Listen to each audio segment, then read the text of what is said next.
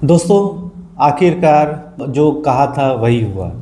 TMC के 20 बागी MPs आखिरकार पार्टी से अलग हो गए और एक नया गुट बना के एक नए दल में शामिल हो गए।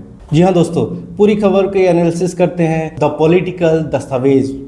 दोस्तों, एक हफ्ते तक लगातार माथापच्ची और फिर जोड़ तोड़ के बाद आखिरकार जो टीएमसी के बागी विधायक हैं, जो 20 बागी एमपी हैं, वो आखिरकार एक नए पार्टी में शामिल हो गए हैं। दोस्तों, जो 20 एमपी हैं वो कल देर रात लोकसभा अध्यक्ष ओम बिरला जी से मिले और उन्होंने एक साइन किया हुआ लेटर उनको सौंपा, जिसमें उन्होंने लिखा कि वो इंडियन नेशनल सिटीजन पार्टी को ज्वाइन करने जा रहे हैं। दोस्तों, इसमें दो सवाल निकलते हैं। क्यों बागी एमपी टीएमसी के टाइटल के ऊपर और टीएमसी के जो सिंबल है उसके ऊपर दावा नहीं किया, और क्यों वो अलग पार्टी में जाके शामिल हो गए?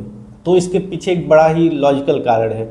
देखिए, जो एंटी डिफेक्शन लॉ है वो कहता है कि 2/3 से अधिक अगर किसी गुट के पास बहुमत होती है तो उसके ऊपर एंटी डिफेक्शन लॉ लागू नहीं होता है। वो इस समय अगर अपनी एक अलग गुट बना के संसद में बैठना चाहते तो कहीं ना कहीं जो ममता बनर्जी की टीएमसी लेड है वो कोर्ट में चली जाती और फिर प्रोसेस लंबा चला जाता कि कहीं कि वो सांसद अलग गुट बना सकते हैं या नहीं।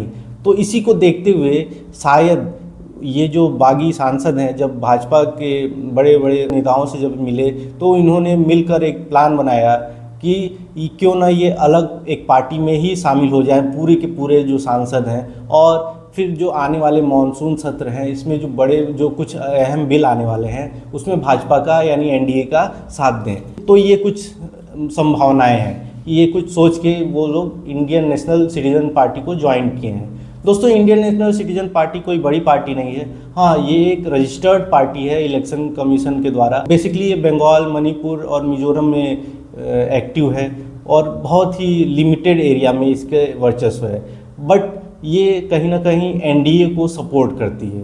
तो ये जो सांसद हैं, ये जो बागी सांसद हैं, अब वो आईएनसीपी को ज्वाइन कर चुके हैं और अब जो वहाँ का एडमिनिस्ट्रेशन है आईएनसीपी का, अब ये जो बागी सांसद हैं इनमें से कुछ लोग संभालेंगे।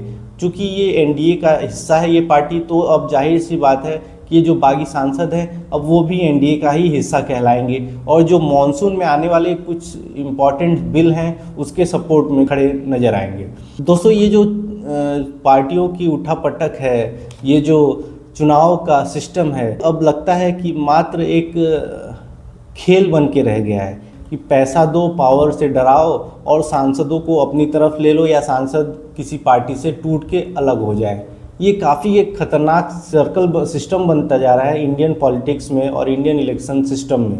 कहीं ना कहीं ये आने वाले समय में संकेत दे रहा है कि कैसे जो बड़ी बड़ी पार्टियां हैं वो बिखर सकती हैं, वो टूट सकती हैं और आने वाले समय में पैसे के लिए, पावर के लिए कोई भी किसी को भी सपोर्ट कर सकता है। कोई राजनीतिक पार्टी किसी भी राजनीतिक दल को सपोर्ट कर सकती है। फ्रेंड्स, टीएमसी की ये हालत आज बहुत बुरी है, लेकिन इस हालत के पीछे सिर्फ एक नहीं 2 शख्स जिम्मेदार हैं।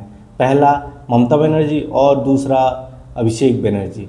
जी हाँ दोस्तों, इन दोनों की हठधर्मिता और जिद्दीपन आखिर पार्टी को ले डूबा।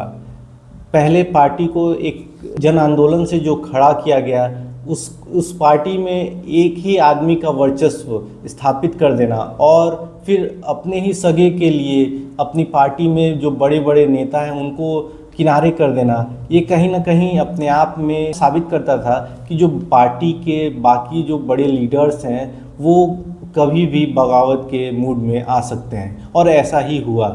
ममता बनर्जी अब चाहे कुछ भी कह लें कि भाजपा ने पैसे दिए, भाजपा ने डराया और उनके सांसदों को, विधायकों को अपने पाले में ले लिया, वो चाहे कुछ भी कहती रहें, लेकिन आखिरकार सच्चाई यही है कि उनकी हठधर्मिता की वजह से, उनके डिक्टेटरशिप थी उसके वजह से जो बागी हुए सांसद और विधायक हैं वो आज पार्टी से अलग हो चुके हैं। दोस्तों, आपकी क्या राय है भारत के आज के इस पॉलिटिकल स्ट्रक्चर की और इस पॉलिटिकल सिस्टम की? प्लीज़ कमेंट बॉक्स में बताइए। तो फिर मिलते हैं एक नए वीडियो में, तब तक के लिए देखते रहिए द पॉलिटिकल दस्तावेज।